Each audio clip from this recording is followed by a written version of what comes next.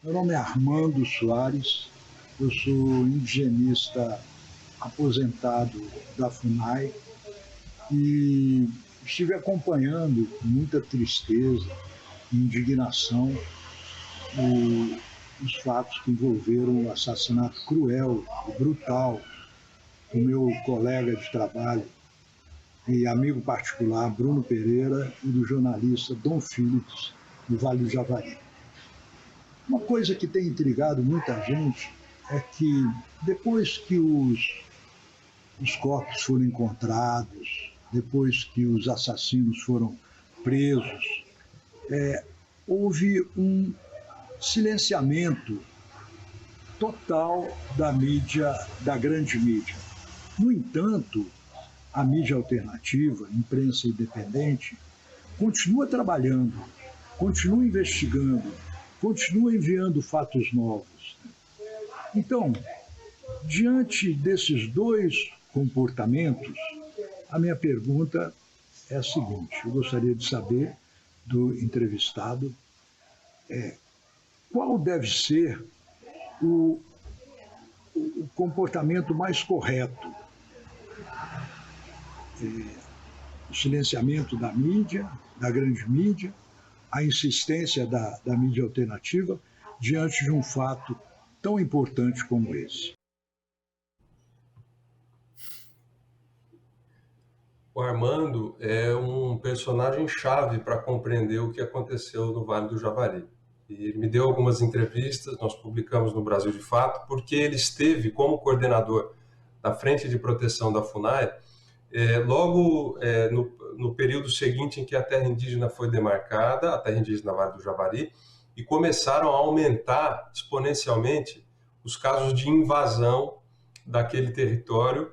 E ele diz uma coisa muito interessante, Murilo, ele me disse: a terra indígena Vale do Javari é vista pela sociedade não indígena das cidades da região como um grande armazém.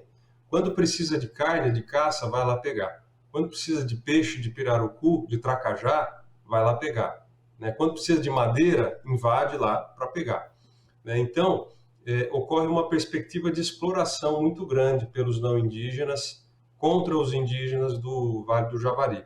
E o Armando também, só para concluir o raciocínio, antes de entrar na pergunta dele, se envolveu em diversas operações naquela época, como o Bruno Pereira fez também, no sentido de combater o crime ambiental e as invasões de caçadores e pescadores ilegais. E eu perguntei para ele: Armando, mas por que você tinha condições naquela época de fazer essas operações? Armando apreendeu toneladas de pirarucu, toneladas de tracajá, diversas embarcações. Como é que você tinha essa condição de fazer essas operações e saiu de lá vivo, com a integridade física preservada? E ele disse: olha, Murilo, a diferença fundamental era a presença dos órgãos de segurança do Estado, principalmente o Exército Brasileiro e a Polícia Federal. O Exército Brasileiro, por se tratar de uma área de tríplice fronteira, uma área fundamental para a soberania nacional, um conceito que os militares sempre resgatam, e que a gente vê que não tem presença fixa mais do Exército naquela região, e a Polícia Federal também não está à disposição dos indigenistas da FUNAI, dos defensores do território, para poder socorrê-los. E o Armando já me disse uma vez: Murilo, várias vezes sofri ameaças de morte, solicitei a ajuda da Polícia Federal e do Exército e fui prontamente atendido. Isso não ocorreu no caso do Bruno Pereira e do Dom Phillips. Mas respondendo à pergunta dele, Juca, é preciso fazer eu concordo com a avaliação dele, tá? Mas é preciso fazer uma ressalva que tem colegas aí na grande imprensa que fizeram um trabalho brilhante na cobertura, que foram aguerridos, que não desistiram, não largaram a pauta e trouxeram à tona informações muito relevantes, que ajudaram, na minha opinião, pressionaram a Polícia Federal, o governo federal a se mobilizar. Dito isso, há sim uma tendência na grande imprensa, no meu modo de ver, tá? Não estou falando baseado em nenhuma pesquisa quantitativa, qualitativa, é o meu modo de observar, é uma opinião de inteira responsabilidade minha. Eu acho que há uma tendência, assim, da grande imprensa, imprensa corporativa, até pela quantidade de escândalos e de tragédias que são produzidas nesse governo, começar a enfileirar esses assuntos aí priorizar assuntos novos, né? Assuntos novos que geram mais audiência, mais engajamento nas redes sociais, mais relevância no debate público. E eu observo também uma tendência da imprensa corporativa de priorizar a questão da investigação, né? De achar os culpados, de entender o que aconteceu, o que é muito importante. Mas tem toda uma outra perspectiva, que é a perspectiva dos povos indígenas e dos ribeirinhos também, né? Por isso que eu pedi a ajuda do Armando e coloquei numa reportagem do Brasil de Fato, para que ele me explicasse qual que é a origem desse conflito entre ribeirinhos e povos indígenas. E por quê? E quais são as possíveis soluções para esses conflitos. Então não basta aqui a gente achar os culpados, os executores, os mandantes das mortes do Bruno e do Dom e seguir com a vida.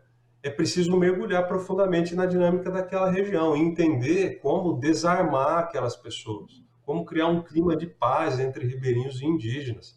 É preciso investigar os laços com os políticos locais. Isso está numa matéria minha recente para o Brasil de Fato também, né? É preciso investigar os laços com o narcotráfico, é preciso compreender a coisa de uma maneira mais geral, mais uma visão de cima, sabe, Juca? Que eu acho que muitas vezes pela pressa e pela dinâmica da imprensa corporativa, isso acaba não ocorrendo na cobertura. Ressalvadas as coberturas dos colegas da grande imprensa que foram aguerridos e fizeram um trabalho fundamental na questão do Vale do Javari. Você tem toda a razão, Murilo, e eu acho muito legal essas ressalvas, porque toda generalização é perigosa e é burra. E, evidentemente, os jornalistas da chamada grande imprensa, em sua maioria, estão empenhados, gostariam de ter mais espaço para tratar desses temas. A gente, além do mais, vive hoje uma crise, por exemplo, no papel, né, de cada vez as edições serem menores. Eu, se fosse editor de um jornal hoje, eu teria uma editoria de casos que precisam continuar a ser acompanhados.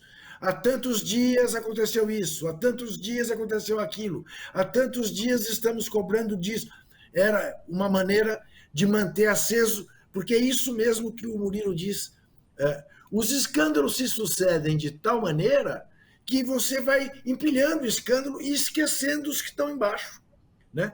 E obviamente, isto não é saudável, né?